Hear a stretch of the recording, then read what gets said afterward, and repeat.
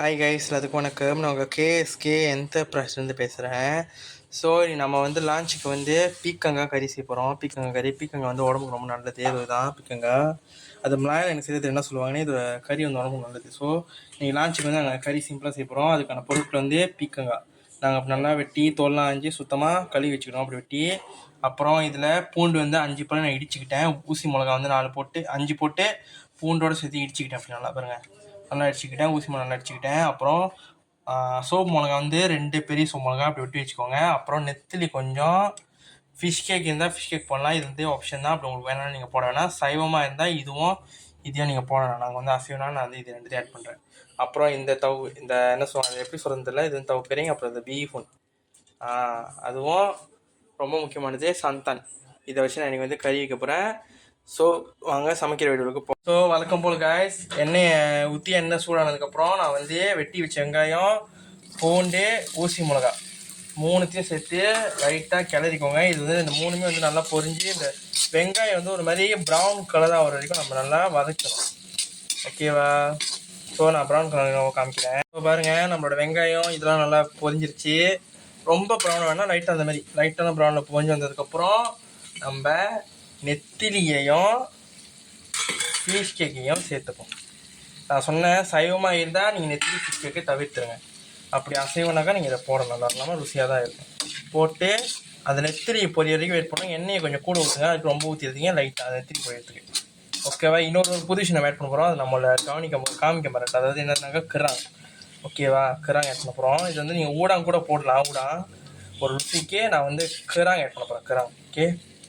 So அப்படி போட்டு நல்லா இது பண்ணுங்கள். ஆனால் லேசாக அடுப்பு மீடியம் ஃப்ளேமில் வச்சுக்கோங்க. அப்போ தான் கொஞ்சம் வேகமாக பொரியும். பாருங்கள், எல்லாம் நல்லா பொரிஞ்சு ஒரு மாதிரி நல்லா வாசமாக வருது. இந்த சமயத்தில் நம்ம கிராங் சேர்த்துப்போம். கிராங் நாங்கள் ரொம்ப போடல, ஒரு கிலோ லைட்டாக தான் போட்டிருக்கோம். ஏன்னா இது ஒரு ஷாராக தான். உங்களுக்கு கிராங்கன்னா நீங்கள் ஊடாங்க கூட போடலாம். ஓகேவா? போட்டு இதையும் நல்லா மிக்ஸ் பண்ணி விடுங்க. கிராங் நல்லா சுத்தம் பண்ணிடுங்க. நாங்கள் நல்லா சுத்தம் பண்ணி வச்சுட்டோம். ஸோ பாருங்கள், நான் சொன்ன மாதிரி தான் நீங்கள் கிராங்கும் போடலாம், ஊடாங்கும் போடலாம். அது உங்களோட ஆப்ஷன். நாங்கள் கிராங் போட்டிருக்கோம். ஓகேவா? ஸோ போட்டு நல்லா வதக்கி. ஸோ இது நம்ம கிராங் போட்டதுக்கப்புறம் நம்ம வெட்டி வச்ச பீக்கங்காவை அப்படியே சேர்த்துப்போம். தண்ணியெலாம் முதல்ல தப்ப பண்ண வேணாம். ஜஸ்ட் பீக்கங்காவை போட்டு ஜஸ்ட் லைட்டாக வதக்கி விடுங்க. ஏன்னா பீக்கங்காய் தண்ணி வெளியாக்கும். ஸோ இப்போ நம்ம ட்ராயாகவே முதல்ல மிக்ஸ் பண்ணிடலாம். போட்டு கொண்டாலும் பீக்கங்காய் அந்த தண்ணி கொண்டா கொதிக்கும். எப்படின்னா வேக வைக்கணும். வேக வச்சு அது லம்பூட்டாவோட டெக்ஸ்டர் வரைக்கும் வேக வைக்கணும் நல்லா. ஓகேவா? தண்ணியில் ஆட் பண்ணிடாதீங்க. ஜஸ்ட் இப்படியே வதக்கணும். ஓகேவா? ஆட்டோமேட்டிக்காக அந்த தண்ணி வெளியாகும். ஓகே, இது பாருங்க, எல்லாத்தையும் போட்டு கொஞ்ச நேரம் பீக்கங்காய் வேகட்ட போதும். ஏன்னா தண்ணி ஊற்றினா கூட அது வெந்துடும் அப்படி லேசாக. ஸோ ஊற்றிட்டு கோத்தப்பழம் சேர்த்துக்கோங்க. சந்தான் சேர்த்து சந்தான் சேர்த்துக்கிட்டு தண்ணி தேவையான அளவுக்கு சேர்த்துக்கோங்க. கறி நீங்கள் எத்தனை வேலைக்கு சமைக்க போகிறீங்களோ, எத்தனை பேரோ அவளைக்கு சமைச்சிக்கோங்க. ஸோ போட்டு நல்லா கிளறுங்க. ஓகே, தண்ணி தேவையான அளவுக்கு போட்டு நீங்கள் உங்களுக்கு தெரியும் நீங்கள் எத்தனை வேலைக்கு எவ்வளோ பேருக்கு சமைக்க போகிறீங்க. ஸோ அந்த அளவுக்கு ஏற்ற போர்ஷனில் தண்ணி சேர்த்துக்கோங்க. ஓகே, சேர்த்து அந்த தண்ணி இதெல்லாம் போட்டு நல்லா கொஞ்ச நேரம் வதக்கிட்டு அதை ஒரு 5லேருந்து 10 நிமிஷத்துக்கு கொதிக்க வைக்கணும். அப்போ அந்த பீக்கங்காய்லாம் நல்லா வெந்துடும், கறியோட மிக்ஸ் ஆகிடும். ஓகேவா? அது கொதிக்க வைக்கிற முன்னுக்கே தண்ணியெலாம் சேர்த்துக்கிட்டிங்கன்னா தண்ணியை சேர்த்து தேவையான அளவுக்கு உப்பு சேர்த்துக்கோங்க. ஓகே, உப்பை சேர்த்துட்டு அப்புறம் நான் சொன்ன மாதிரி 5லேருந்து 10 நிமிஷம் நீங்கள் என்ன பண்ணாக்கா ஒரு மூடி எடுத்து மூடி கொஞ்ச நேரம் அந்த கறி கொதிக்குங்க. அது கொதிச்சிடும். ஓகேவா? ஒரு 5லேருந்து 10 நிமிஷம் மூடி இப்படி ஒரு மூடியை போட்டு மூடி கொதிக்கும். ஸோ அது கொதிச்சிருக்கிற அந்த கேப்பில் ஏதோ நம்மளை சொன்னா அந்த தவுக்கரிங் அந்த மீன் அதை நல்லா சேர்த்துக்கோங்க. சேர்த்து லைட்டாக அப்படியே நல்லா போட்டு வதக்கும்.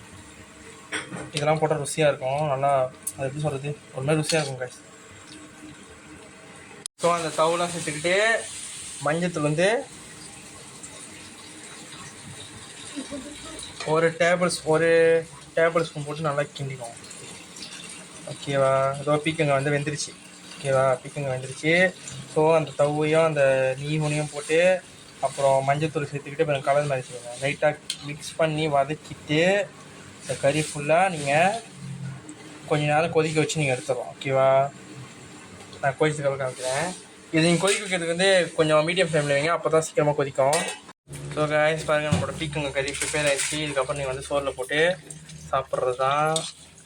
ஸோ இந்த வீடியோ பிடிச்சதா கேஎஸ்கே மறந்துடாமல் ஃபாலோ பண்ணி, லைக் பண்ணி, ஷேர் பண்ணி இந்த வீடியோ போஸ்ட் பண்ணுங்கள். தேங்க்யூ.